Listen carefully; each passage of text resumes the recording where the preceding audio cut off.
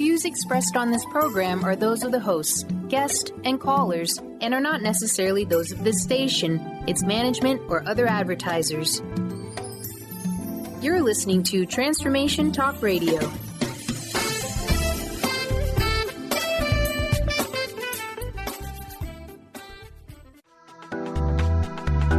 This show's audio was via a Skype call.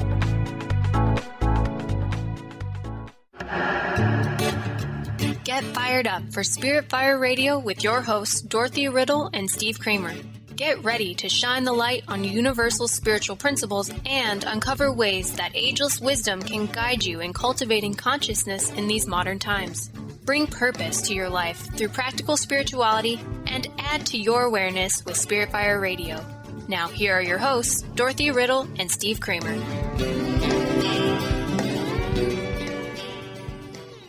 Hello, listeners. Welcome to Spirit Fire Radio and a brand new month. My name is Steve Kramer, and I'm joined by my co-host, Dr. Dorothy Riddle. Hi, Dorothy. Hi, Steve. Glad to be here.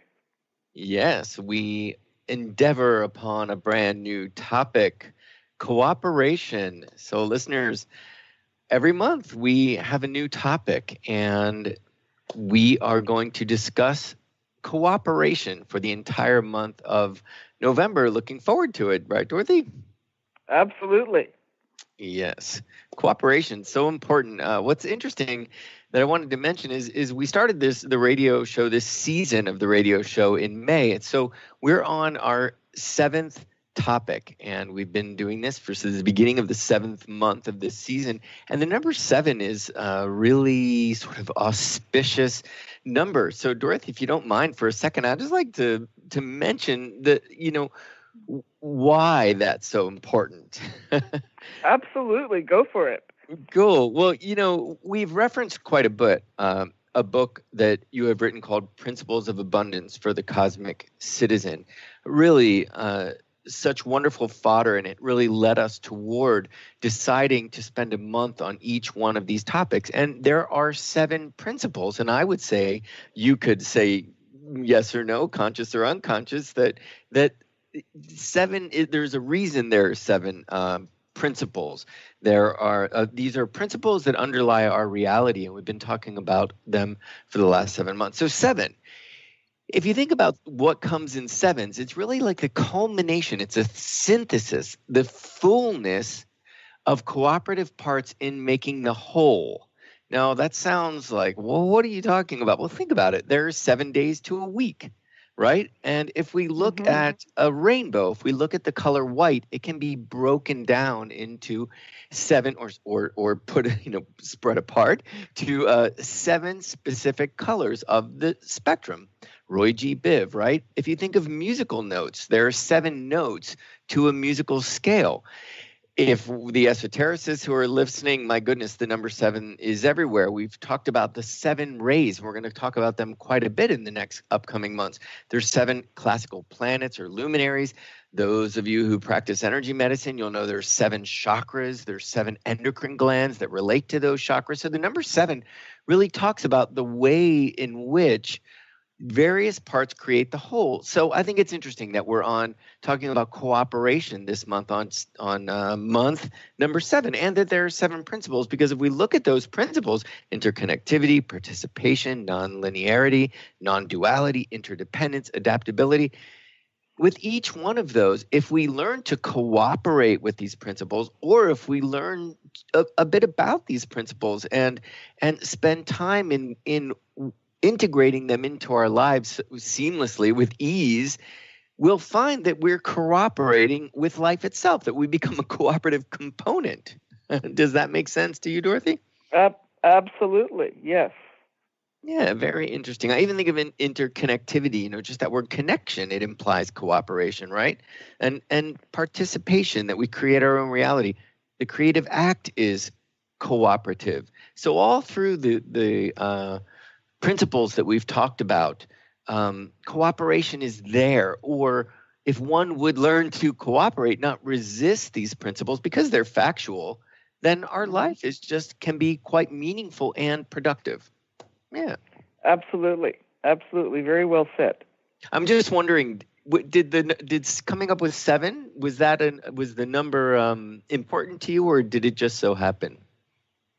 No, it was intentional, and in relation to exactly what you've been talking about. For me, there's an energetic, esoteric underlay to the principles themselves, and I think when we talk about the rays a little bit later in this year, the whole concept of the rays, for people that are not familiar with it, is that the energy of the universe expresses itself in 7 different ways, or seven different vibrations, and that's what the 7 rays are about.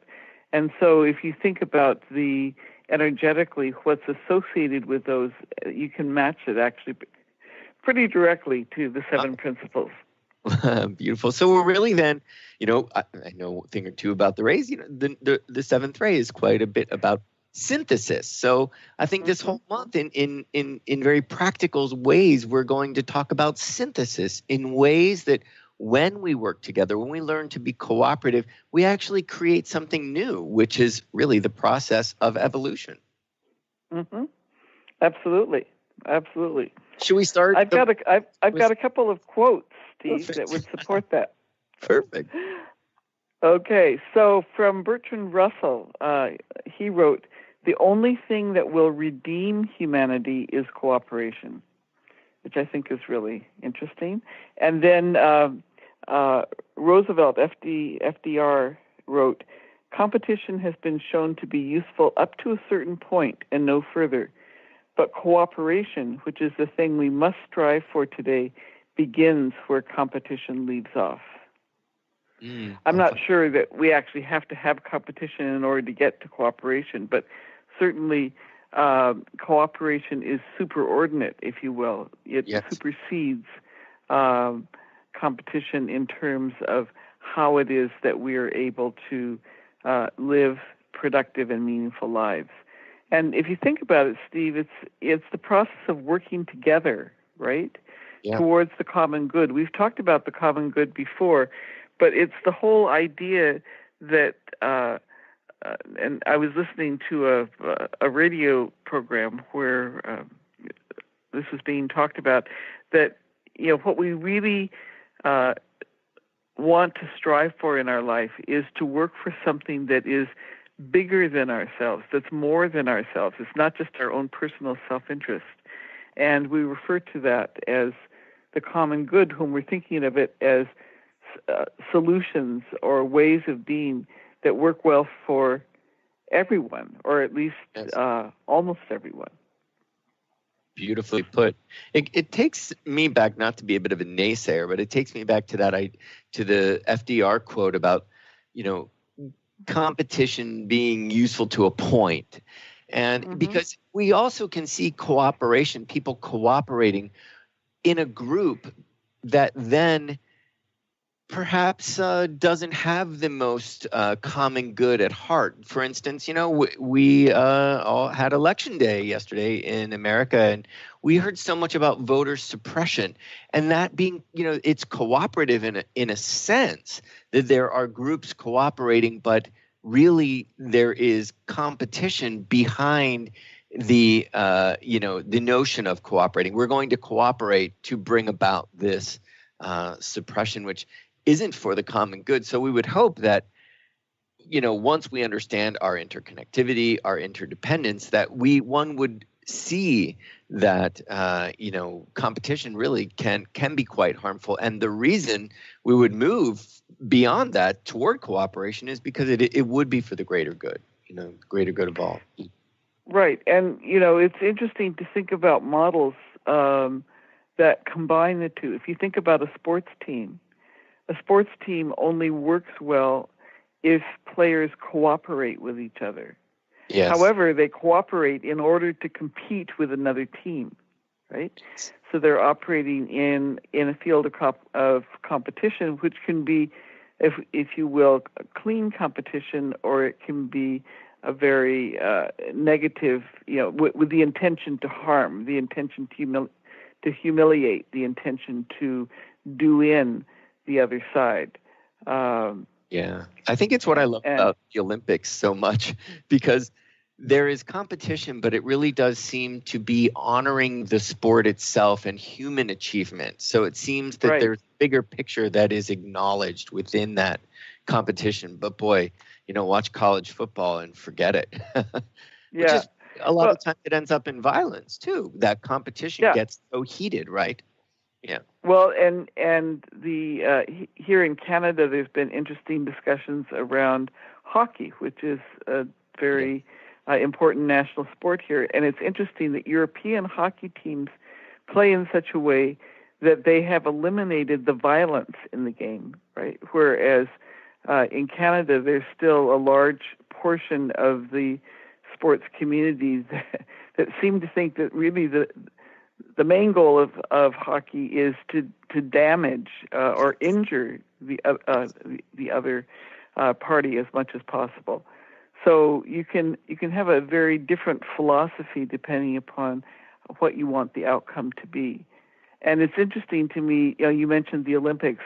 It's so heartwarming when you see individuals or teams compete strenuously with each other, really pushing themselves, to do their very best, and then being able to sincerely congratulate somebody who succeeds in being faster or stronger or whatever than they were. Yes, it is. It is a really beautiful thing. I also think of our democracy. I can't help but think about voting. This week, it's certainly on all of our minds. But this idea of democracy and having faith in democracy, still you are voting perhaps for one candidate, but can you also respect the process, feel good about the process? I find that it is always about the bigger picture. It's about zooming out to see the bigger picture and knowing that if your candidate might not win, well, you rest assured that the larger group is choosing another way. And can you still be cooperative within that? Mm-hmm. Well, and we see this in many different arenas, where there are decisions made where not everybody in the group is in 100% agreement. In fact, I think it's fairly rare to find times when people are in 100% agreement because they come from different perspectives. And I think we're going to talk about this a lot this month, Steve, but part of the key to cooperation is respect, that somebody else can see things differently than you.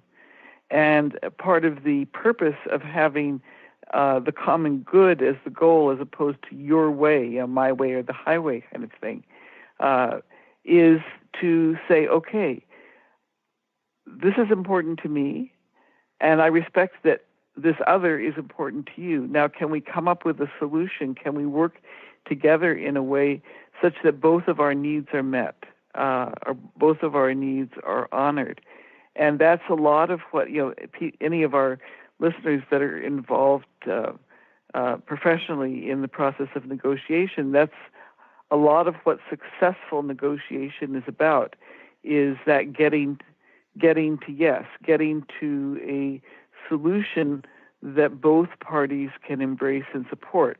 Because otherwise what happens is if one party wins and suppresses the other party, eventually that other party is going to rise up and fight back. And you just have this continual battle back and forth, as opposed to having actually reached a resolution that everybody can feel good about. Beautiful. Sounds beautiful. Dorothy, at the moment, we're going to have to cooperate and go to a break. Oh, my goodness. Yeah, we'll be right back. We're going to continue this great discussion on cooperation after these words.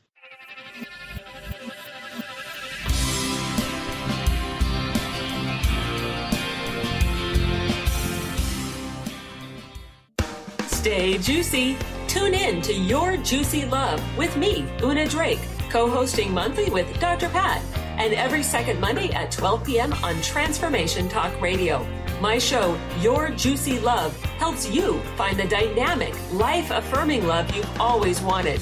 Transform your relationships and bring peace, joy, and juicy, juicy love to planet Earth. For more information, visit unadrake.com.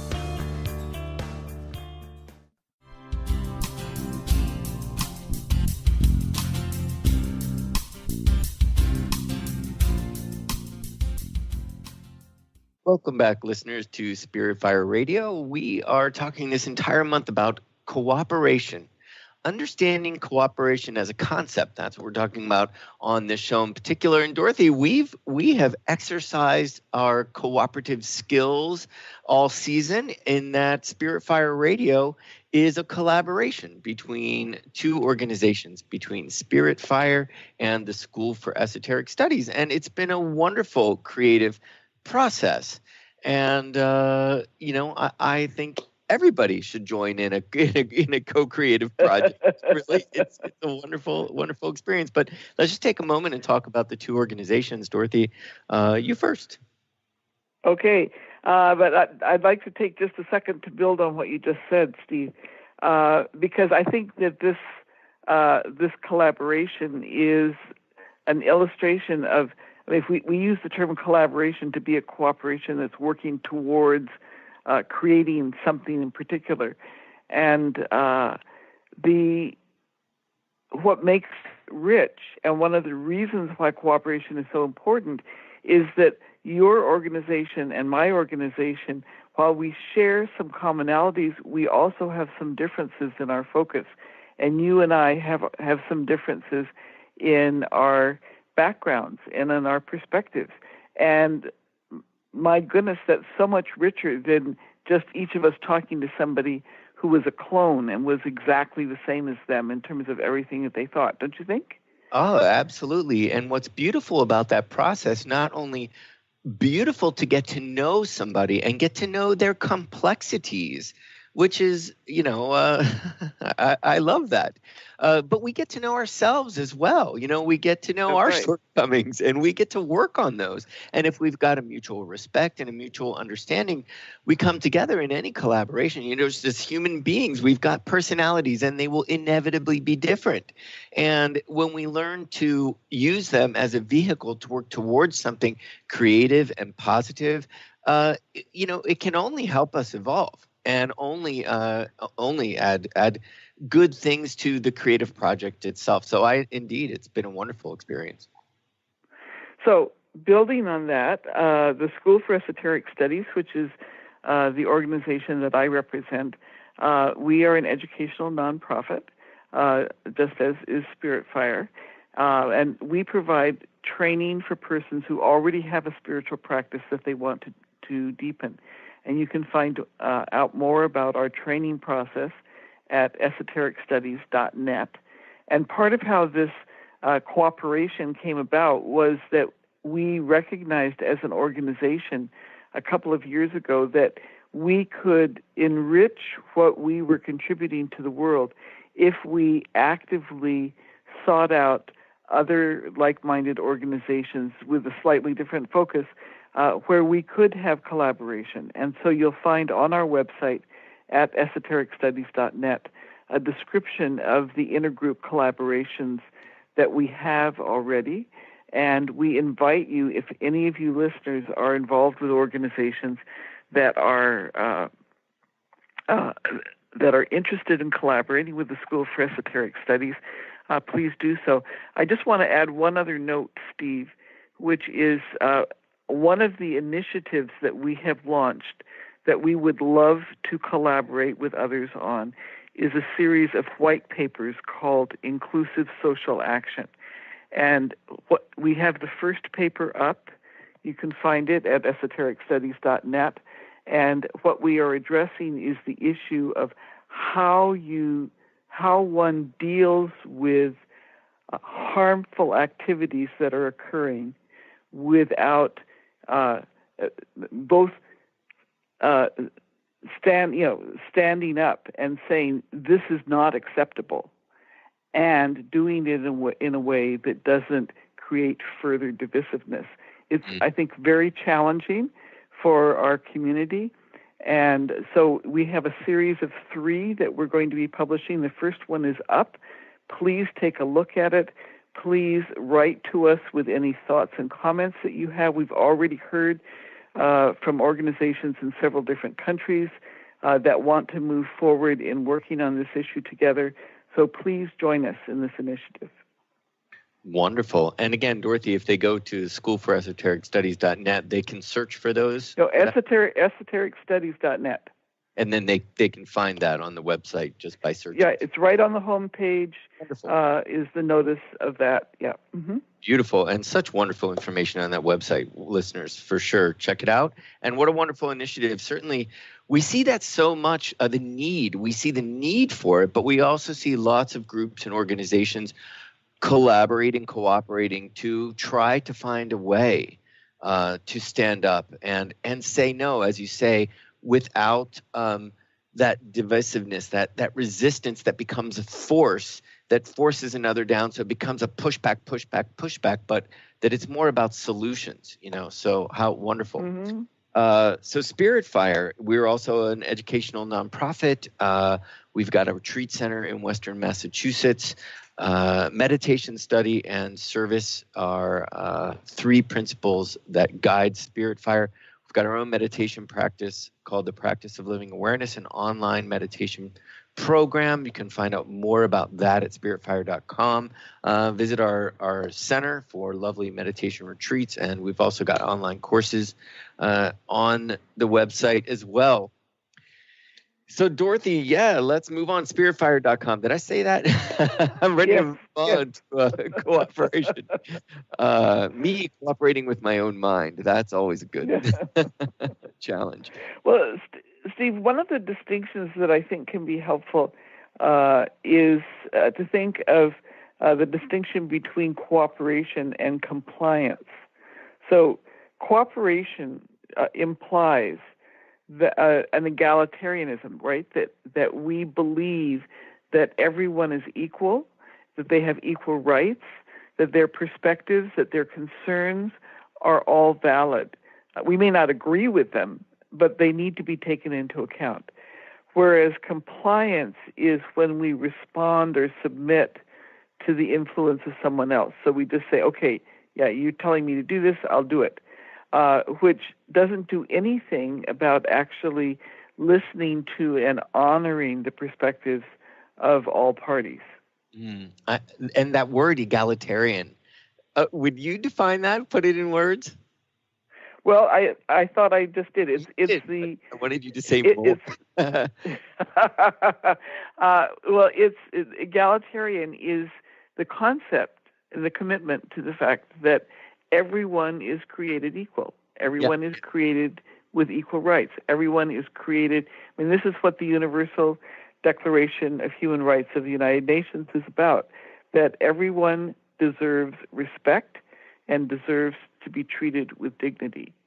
Well, and I only bring that up because when we think about complying and cooperating, even last night I was watching a movie where within the storyline there was an authority, a figure, an authority figure, and a father and a daughter, and these authority figures were saying, please come with me, and they took the father away, and he looked at his daughter and said, cooperate. Please cooperate with them. We have done nothing wrong. Just cooperate. Everything will be okay. And he meant it, and it was the truth, and they were going to cooperate. But you could see that in a sense that if he had said comply, would be more accurate, right?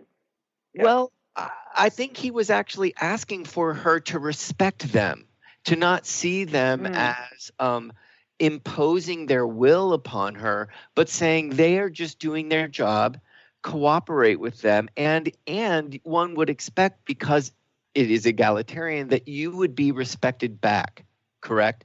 So as whereas if we were to comply, then there's this idea of, if you don't comply exactly as I wish, you will then, receive the then you'll have a price to pay for that. So it's just it's a very interesting. I find it a very interesting comparison, those two words, cooperation and compliance. We've got such issues today with authority. I even think of police. My goodness, when I was a kid, you loved to see a policeman. They were like the fun guy that protected your community. Not that they aren't anymore, but we have created this almost illusion that at times, there's danger, or we've got to film everything. And I love that idea of cooperation as egalitarian, and knowing that figures of authority are times when we're asked to cooperate in those sort of situations, that we trust that the goodness of the request is in their heart as well, Mm-hmm. Yeah. Absolutely. And one of the things that allows us to cooperate, particularly on a large scale, is language. I mean, we sometimes forget that is a facilitator or a mediator of the ability to cooperate. And one of the things I know I have to be careful of, and I've seen articles written about this, is that when we use a medium like email a lot, we may be so cryptic in the way that we communicate, and texting can be the same thing, that we leave out some of the nuances, some of the complexities that are important in order to ensure that somebody understands where we're coming from, and that we are communicating clearly the respect that we have for the other. Beautiful. Well, in that we are communicating at all, communication is such a bridge. We've got to communicate. We've got to talk. That is how we start to learn about each other. And we learn to cooperate with those who may be different than us, but see ways in which we are similar. There's a wonderful organization, Karuna Center locally, that's near Spirit Fire, and they got behind this project called Hands Across the Hills. And it was an organization that was bringing basically very leftist Democrats with very rightist Republicans, and the Democrats were from Leverett, Massachusetts, which is local here, and the Republicans from Kentucky, and bringing them together to have dialogue so that they could start to understand the differences and come to understand each other as human beings, so that they could learn to cooperate as Americans. They certainly are on different sides of the political spectrum, but there's levels and ways in which they just could cooperate as human beings who would like the same things for themselves, for their children, for their lifestyle. There was one interesting point that they asked, what makes you feel safe? And the Leverett group said that no one around in our town has a firearm. And in Kentucky, they said, what makes us feel safe is that everyone has a firearm. It made them all laugh, and they got to talk about what that means to them and why and what's their history and who are they. And it was a very successful project. So indeed, language, so important to us in terms of cooperation. Dorothy, we've already gotten to another break. This is going to be a very quick month. Time. So, listeners, we're going to continue the conversation as soon as we get back.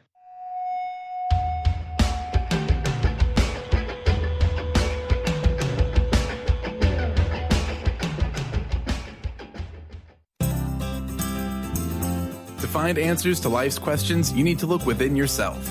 Dr. Glenna Rice brings your questionable conversations on Transformation Talk Radio each month. Tune in each month for insight into how you can live up to your full potential. Dr. Glenna is a physical therapist, certified Access Consciousness, and Access Body Class facilitator. How does it get any better than this?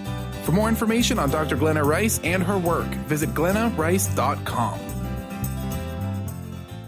Living Lighter Radio with Jason and Patricia. We have an ecosystem approach to your life. Tune in weekly every Monday at 1 p.m. Pacific on Transformation Talk Radio as we, Jason and Patricia, discuss what's truly holding you back. We offer you the tools you need to reach your goals and at the same time be living lighter. For more information about Living Lighter, visit www.livinglighter.org.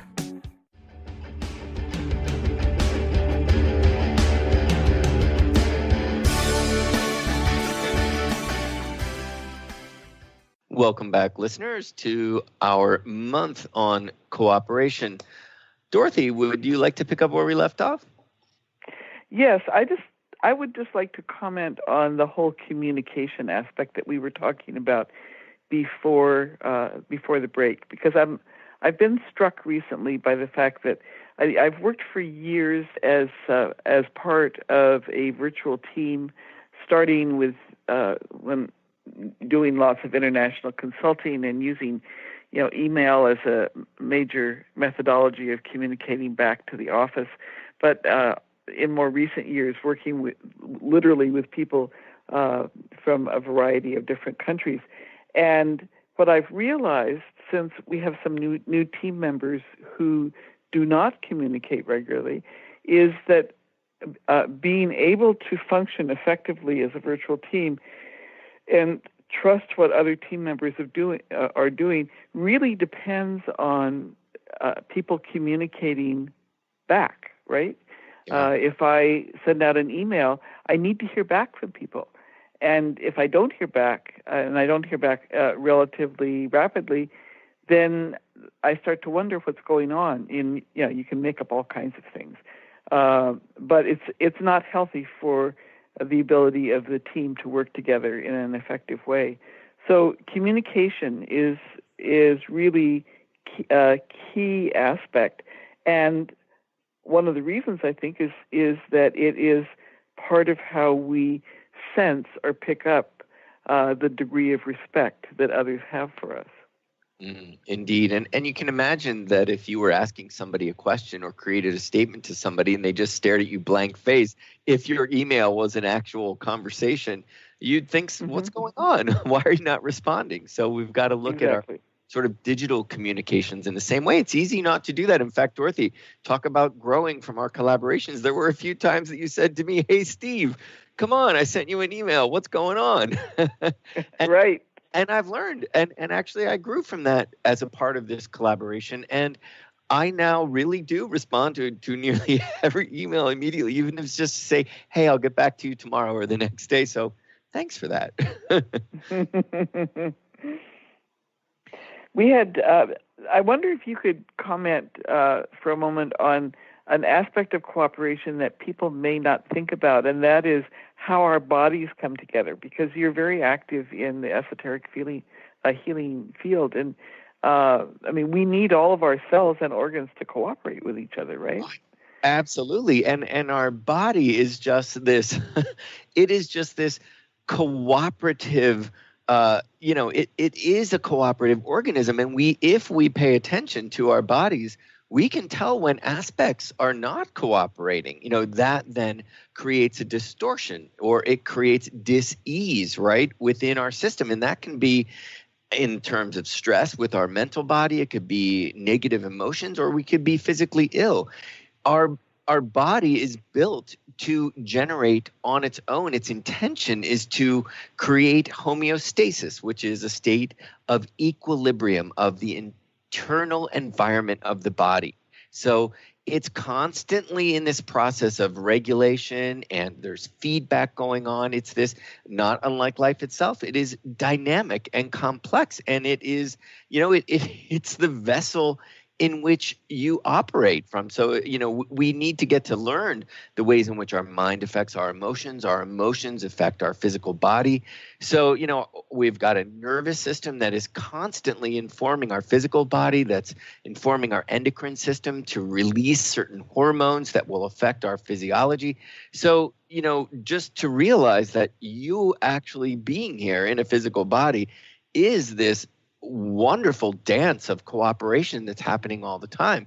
And we really owe it to ourselves to learn about the aspects that are trying to cooperate, pay attention when part of our system is off, and we feel it. When we're stressed and our body starts to break down, you realize, well, I'm not cooperating on some level. And it comes back to energy following thought. And we've got to always look at the different aspects of our of ways in which we are either in resistance or we are in cooperation. And if our thoughts or our emotions are negative, we really are working away. We're working against this this system that wants to cooperate and wants to be balanced, wants to be in a state of equilibrium. There's also I also love within esoteric healing, which is a form of energy medicine. We are working with people off the body, so we're sensing energy with our hands and with our intuition, and it's telepathic in a way. And so I love that idea of communicating with another. If you've ever experienced somebody walking up behind you and you can sense that they're there, there is a cooperation. There are two energy systems coming together in a way and informing you of something. So it's this transfer of energy, of thought forms, even when it's thought forms from one to another and form in the way of telepathy, sending someone a thought. And it also makes me think of morphic fields as we're talking about energy, that we're also shaped by the energy around us and the energy that is imprinted really within subtle energy. I think of I've got a male puppy, and he's not around any other male dogs. And over time, he used to squat when he goes to the bathroom. And as he's gotten older, he now lifts his leg. Well, that's called a morphic field. And what that is there is an imprint that actually exists as a sort of energetic memory that lets him know that, hey, dude, you're supposed to lift your leg when you go to the bathroom, because there's no real reason. It doesn't make it any easier. But it's part of the sort of morphogenetic field of the dog. And so we're always affected and in a sense want to cooperate with these impulses and with these patterns that exist within our reality, within our world itself. I also think of the ways in which we are influenced by, we saw in the election, in that tragedy that happened in Pittsburgh. Speaking of energy, that as someone is around certain elements of rhetoric, as we hear certain ideas, they actually sink into our system and they affect us on lots of levels because it's all cooperating. It's all registering. It's registering emotionally. It's registering physically. And so in a sense, these ideas are even a part of a morphic field that we are influenced by. So we've just got to be aware of where there is cooperation and where we want to sort of take charge of that and make sure that that we are building an egalitarian system biologically and socially. Very nice. Very nice. Well, I'd like to build on that and to talk about some other different types of cooperation, Steve, because when we think of cooperation, we often think only of we're doing it together at the same time, that simultaneity. But there are other forms that really are cooperative. You've mentioned some, but one we can think of as direct reciprocity. You do a favor for me, I do a favor for you. There's a kind of a flow of the energy there, but we're cooperating with each other in terms of how that happens. Or it can be indirect, and that is, I can do a favor for someone, not because they've done something for me, but because I see that they're helping lots of other people. And I want to be helpful to them so that they are, in turn, are able to help all of those other people. So that's more indirect. And then, of course, we have, which was memorialized for us in a book and a movie, we have the concept of paying it forward, that you do something for me, and I consciously say that I will do something for someone else in need because you have done something for me. And that's another form of that cooperative energy. So I think there are lots of ways in which the energy plays out. But the basic concept underlying it, which I think we'll keep coming back to all month, is this idea of an egalitarian assumption, an assumption that both ourselves and the other are worthy of respect and worthy of being treated with dignity. Yes, I love the concept of pay it forward. Here at Spirit Fire, we have our own program called Raise It Forward, where people can donate money so that will go towards somebody in attending a retreat or a program that they can't afford. And even in terms of speaking of morphic fields, I feel like every time we are cooperative, when we're not in resistance, or whether it's conscious or unconscious, sort of creating that divisiveness through our resistance, that we are just adding to that morphic field of egalitarianism, which is the greater good, to know that we're generating patterns that then exist for other people to feel into and rely upon when they're trying to make a choice. So it's like pay it forward on the physical plane, right, where we're literally doing a favor for another. But I believe that cooperation energetically actually, exists as a pattern, and we add to it. And, we all can lean into that then. I think it moves out into the subtle realms in ways that affect us all. Well, there's actually some very noticeable examples of that. One of them is called drafting. And I became aware of this in two ways. One is, if you watch, like birds flying, the V formation, and so why do they choose that formation? Well, it's because they're able to draft off of the leader. It takes them less energy, and it actually takes less energy for the leader. But that was really reinforced for me in listening to my sister, who's a cyclist. And she and her husband both are cyclists, and they talk about drafting off of each other or off of others on their team, so you have the overall effect of exploiting the slipstream of the leader, which then reduces the energy that's needed by everybody in the group. Nice, yeah. Unseen but cooperative works so well, right? Mm-hmm. Dorothy, we're already at a break, so hold that thought. I know you were just about to go on. We'll come back to that as soon as we have these words from sponsors.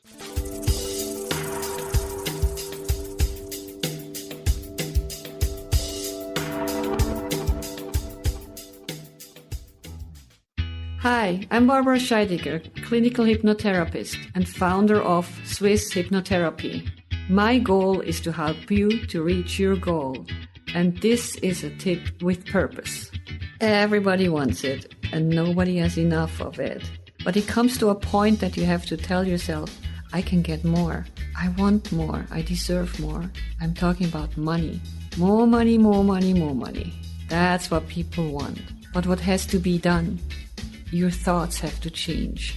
That you can allow yourself to tell yourself, I have money. And I want more money. How much money? What is it? Put it out there. Write it down. What would you do with more money? How would you feel to have more money? I hope this tip helps you going through the day today. You can reach me at 323-999-4775 or at my website at swisshypnotherapy.com. Are you your story? Or can you change your story? Can you change what you believe to be true about yourself and your circumstances as part of your healing journey? What if you were to change your expectations? What if you were to invite ease and cooperation into every day and then step back and see what happens? It might just be easier. I'm Megan Edge, and I hope that you'll join me on my new radio show, Playing on the Edge, Radical Change with Ease, with my co-host Dr. Pat on Transformation Talk Radio. I look forward to seeing you there. Want to find out more about Megan Edge? Visit her website at meganedge.ca.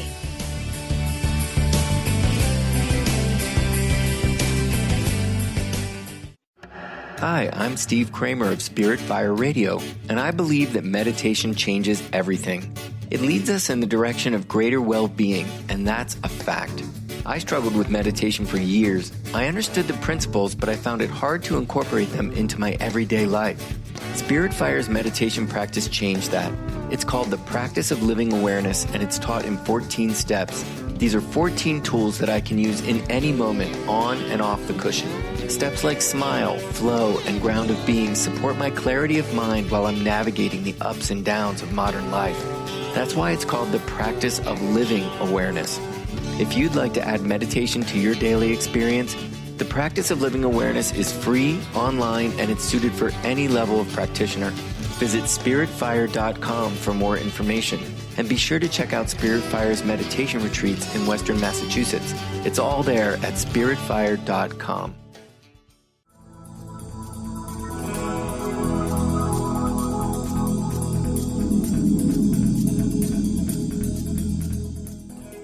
Welcome back, listeners. Dorothy, you wanted to say a few words about nature, right? Nature is this wonderfully cooperative organism, the Mother Earth, right? Constantly trying to stay in balance and equilibrium through cooperating with all of her various parts, right? Absolutely. And to me, I think I mentioned this a couple of weeks ago, but reading The Hidden Lives of Trees was just so eye-opening to me. And there are a couple of concepts that I wanted to share in particular, Steve, and you may have others to add. But it's fascinating to me that trees are intelligent beings, which we tend not to think about. But they are aware that they survive better. They survive and thrive when they have a consistent local climate. And so what they will do is they will nourish other trees, purposely nourish other trees who might be viewed as competitors or who might be aging out, and becoming very weak, because they know that if they keep the density of the cover at a certain level without lots of holes, that the climate will stay consistent and keep the ground from drying out or getting too wet. And so they purposely undertake activities including intertwining roots and giving nourishment, slipping nourishment to each other, so that they can create this healthy web of trees that allows everyone to thrive. And it's clear that they function with an awareness that they are as strong as the weakest link in the group. And so it's to all of their benefit to strengthen that weak link. Isn't that interesting? It's so interesting. And trees, I mean, we couldn't exist without trees. It's a fact. And just even the cooperation that happens between human beings and trees, that they are constantly releasing oxygen into the air, that we are constantly breathing oxygen from the air, and we are releasing carbon dioxide, which they are absorbing. It's just right there is this life-affirming cooperative act that is just so necessary, and it's a part of, we're constantly breathing, we're constantly in relation. Yes, trees are amazing. Living on a mountaintop, I spend quite a bit of time amongst the trees and so appreciate their presence. Indeed. Dorothy, I wanted to just mention, and we'll probably mention this throughout the month, this idea of we've talked about collaboration and cooperation. And I keep thinking of the prefix co, and that it means, together and in common and mutually. So there's so many words that begin with co that have such a good feeling about them, right? Co-creation we mentioned, and co-production. And then there's this using co as meaning a partnership or an equality, like you're a co-founder of an organization, or as we mentioned, that Spirit Fire is a collaboration, or for instance, you're a co-pilot, you're both manning the plane together. Or we think of to co-extend, which means to the same or similar degree. So this idea of co, which as I looked it up, comes from Latin. It's short from com, which we think of complement, complete, common, compatible, comprehensive, community. So they're all such good words. I just thought it was even a co-op, when we think of, we get a lot of our food from the co-op, which is a cooperative market that is owned by all of the people who shop there and make the decisions about the direction in which that business will go. So just such a wonderful word to say, all of these co-words. Absolutely. Well, and if we think a little bit more about, the benefits that we get from cooperation, which I think extends to a number of these other co-words. We've mentioned some, but not all of these. When we cooperate with others, one of the consequences is that it reinforces positive traits in ourselves. It reinforces curiosity and openness and trust and valuing of others. Cooperation is absolutely essential in building any relationship and in creating an atmosphere of safety, reinforcing that sense that we can make a difference. We may not feel that individually we can make a difference, but certainly when we work cooperatively with others, we can make a difference. And I think if you feel into it of times when you have been incredibly cooperative, that it generates generosity, that we feel like we want to give to others. We've said on several shows that it's a fact that people feel better when they give to others rather than when they receive. And so you can see, as long as when you experience cooperation, generosity is the result. And I also think that there's a component of teaching and learning that happens simultaneously, because as we cooperate, we realize that, there's beauty in our diversity. We actually all have something to give that is unique and something to teach, and we've got something to learn. We've got something to receive.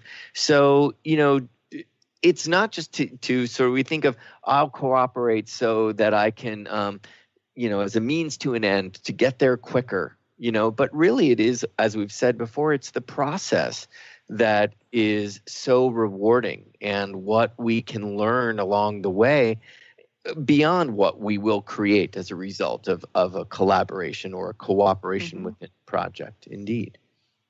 Absolutely. This starts to touch on something that I think we'll probably go into some more next week or the week after, and that is that there are aspects of cooperation that can be very challenging.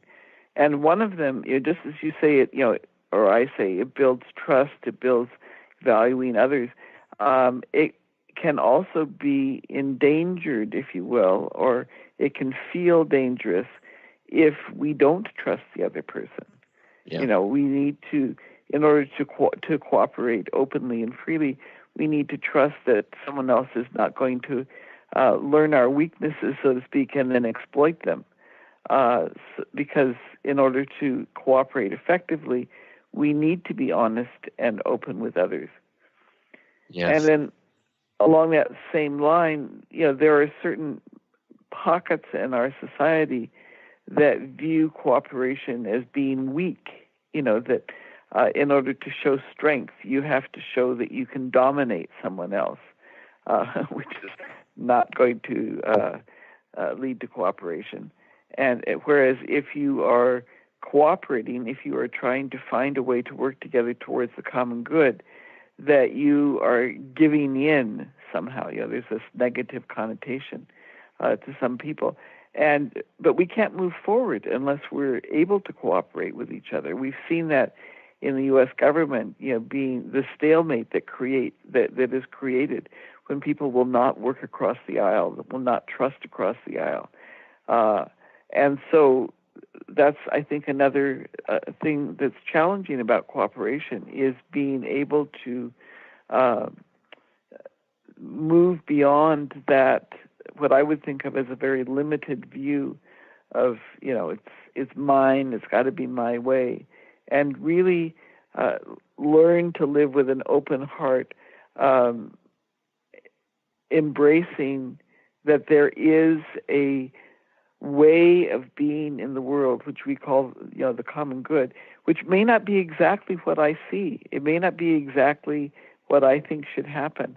But I can tell you, Steve, that if I think back on my life, I can think of times when if things had worked out exactly the way I wanted them to, I would not have enjoyed some of the wonderful experiences that came from my being willing to try something that was different than exactly how I thought things should be.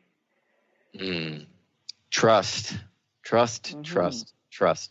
Yes, our culture certainly reinforces the individual. It's that balance of knowing what one has to give, but being willing to give it to the group for the greater good, right? That balance of individual and group.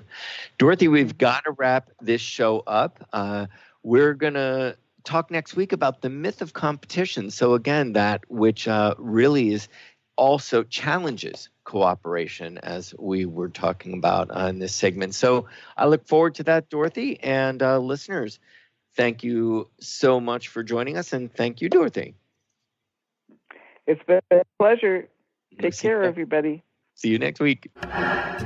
Thank you for listening to Spirit Fire Radio. Tune in each Wednesday at 9 a.m. Pacific, 12 noon Eastern for your weekly guide to purposeful living and practical spirituality. Join hosts Steve Kramer and Dorothy Riddle as they shine the light on universal spiritual principles and uncover ways that ageless wisdom can guide you in cultivating consciousness in your everyday life. Add to your awareness with Spirit Fire Radio. To learn more, visit spiritfireradio.com.